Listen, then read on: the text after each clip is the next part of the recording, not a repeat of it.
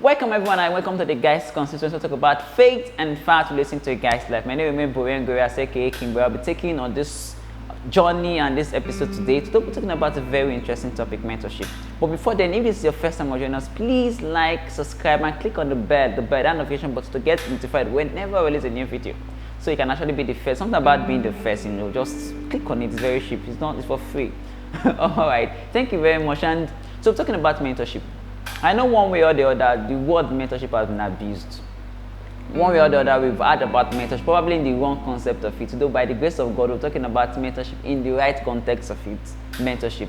Now, why is mentorship important? Mentorship is important to us, to individuals, to young people most especially, because we don't want to make mistakes that people that have passed through the same road we want to pass through have made.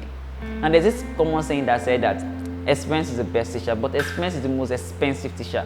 The cost of making mistake and learning from that mistake is too expensive. So you don't want to make that expensive cost in your journey. So you can lean on the experience of some other person. Now, what is mentorship?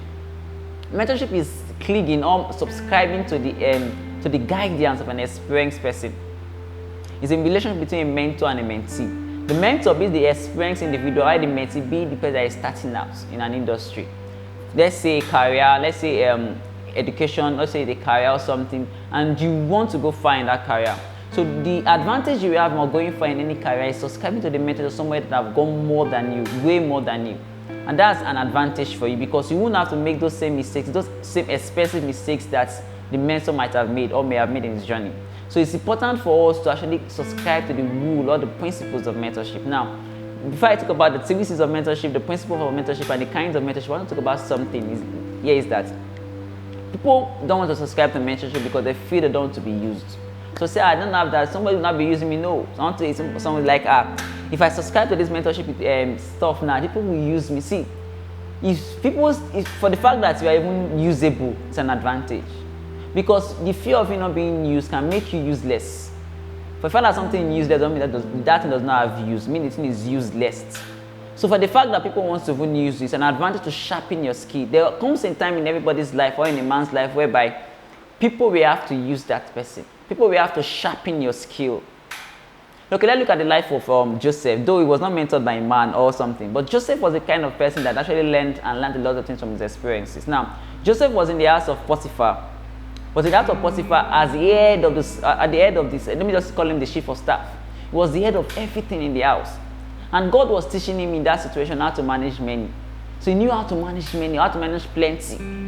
God was mentoring him through a man. God was teaching him through a man. So he was part of the mentorship of Potiphar at that particular point in time. And after he finished the class of managing plenty, God looked at his future and know that this guy is going somewhere. This guy is going to save generations. This guy is going to save nations from lack. So let me learn how to manage lack, because he managed 7 years of plenty and managed 7 years of lack. So he has learned how to manage the 7 years of plenty in Potiphar's house. So God needed to teach him how to manage lack in the prison. And he went to the prison. And in that prison, the years he spent in the prison, he was a leader there too, and he was mentored, let me say in quotes, by the word of the prison guard, how to manage what lack, how to manage little. Because God has seen in his future that, okay, this young man will manage plenty and will manage little. So God have to make him pass through mentorship of men. God have to make him pass through the tutelage and the guidance of men for him to learn how to manage plenty and lack, which was his destiny. So when the time came for him to do those two things in Pharaoh's house, it was not difficult. In the palace, it was not difficult because he has learned from experience, from mentorship, that how to manage many, like he learned in Potiphar's house, and how to manage lack as he learned in the prison. So sometimes when we subscribe to mentorship, it's scriptural. Sometimes when we have to submit ourselves to be used by man for a period of time to gain experience, it is scriptural. The reason why people don't subscribe to mentorship is pride, and that's one of the reasons that make them won't grow. Because the Bible even says that God opposes the proud and give grace to the humble. So you have to humble yourself enough to subscribe to the mentorship of somebody that has gone someone that have gone far, or someone that is more experienced than you in an industry. So let's say you are starting a new career as a fashion designer. There are some things you cannot really learn. There are some times that the price of time you cannot pay it. So someone that took an experienced person 10 years to get, with mentorship you can learn that thing in 2 years. So why not buy 8 years? Why not buy time and subscribe to a mentorship? Why not buy time and subscribe to somebody that has gone ahead of you? Kill pride. Pride is the reason why most people don't go. They don't want to get used or something. So today I want to subscribe to the principle, the concept of the right mentorship. Now I'm going to talk about some wrong mentorship also. Now, what are the I'll talk about 3 types of mentorship. Now, 3 forms of mentorship. We have the traditional one-on-one mentorship, we have distance mentorship, and we have group mentorship. Now, the traditional one-on-one mentorship is when you met somebody mentor you one-on-one. It's a one-on-one mentorship. That's the traditional one between a mentor and just a mentee, and just like that. That's one-on-one mentorship. Then we have the group mentorship. This is the concept whereby a particular mentor is attached to a group of people. A group of people, in school, we do a project in school. Sometimes they give you a supervisor, one supervisor that actually guides you on writing your project. That sometimes you are doing group projects, and a supervisor will be given to that group to manage and to supervise that group project. That's group mentorship.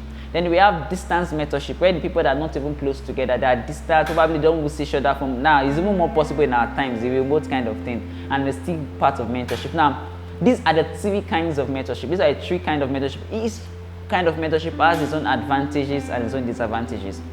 Now, in the scripture, there's somebody that actually passed through the principle or the concept of mentorship is Elijah and Elisha, the mentor and the mentee kind of mentorship. And now, I discovered that even when Elijah wanted to, Elijah had to take double portion of his mentors. So that's to tell you one serious advantage of mentorship. That sometimes you do more than a teacher. Now, a good teacher is a teacher that a student can do more than him or more than her. So as a good student, you want to do more than that person that have mentored you. So that's one of the advantages of being mentored. Now, what are the 3 C's? I call them the 3 C's of mentorship. You have clarity, communication, and commitment. Now, you have to be clear of the kind of relationship you want with your mentor. You have to be clear what you want to get. Now, the purpose of being mentored, you for yourself, you have to write it as a goal. Like, okay, by the end of 2 years, by the end of 1 year, by the end of 6 months, I want to be in this place. Now, I'm in this place, this is my year, I want to get there. So by the end of this specific amount of time, I want to get there. So that will actually guide you in that goal will actually guide in your relationship, in relating with your mentor, in actually learning inside the sides of your mentor. So it's advantage. If it's the advantage is on us when we are clear about what we want from the relationship. Every relationship should have a boundary, should have principles that guides it. That's clarity. Second one is is communication. You should be able to communicate to your mentor. When you are pleased, when you are learning, when you are not pleased, there should be a good communication. You should understand how to communicate to your mentor. There's this book by John C. Maxwell, 360-degree leadership. Now, that book will teach you how to relate to people above you, people below you, people in the same level with you. Now, you should learn how to communicate with people above. Some people talk to their mentor like they're talking to their mates. And that may actually make you not get enough from your mentor. You should accord enough respect to your mentor. The last one there is commitment. You should be committed to the goal, committed to the task, committed to the career, committed to the experience, committed to learning. You should be committed to your mentor. Some people are not committed. They're like, I'm being mentored. They feel like mentorship is automatic. They will still work in mentorship. Though you're actually buying time, you're buying experiences but there is a part of commitment that can take you to the place you want to be. Look at the case of Elijah and the rest, that all the sons of the prophet, not all of them got to what they needed to get from that mentorship program. But one of them got, that one was committed. He followed the master. The master, if you see me, then you receive what I want to give. So there should be commitment. There should be 100% commitment from your part. I know there's some mentors that are not committed, but you as a mentee, you need to be committed. Now, how can you get a mentor?